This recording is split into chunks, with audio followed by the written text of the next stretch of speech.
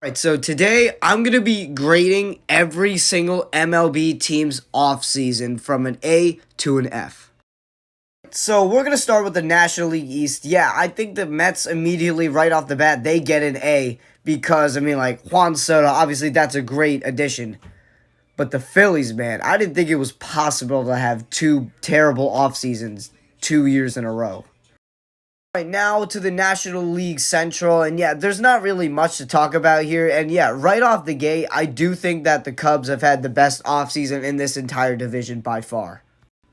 All right, and now we got the division that's by far had the best off seasons. We got the NL West. Obviously the Dodgers get an A. The Diamondbacks do get a B plus. I know they got Corbin Burns, but they did lose a couple good hitters. Giants, they're an easy B, and then the rest of those guys, they just haven't had the best offseason.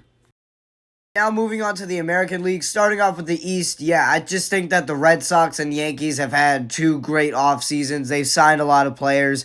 Orioles, they get a C plus. They haven't had the best off season, but the Blue Jays and Rays, man, it's terrible.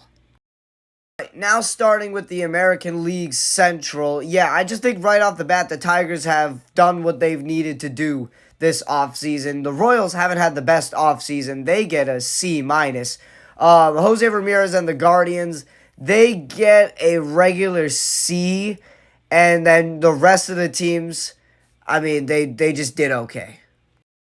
All right, and wrapping things up with the American League West. And yeah, right off the bat, I think that the Rangers have had the best offseason in here. They get a clear A minus. Astros, they just did okay. But the Mariners, man, they've done really nothing to improve this season. And their roster's injured and they're getting old.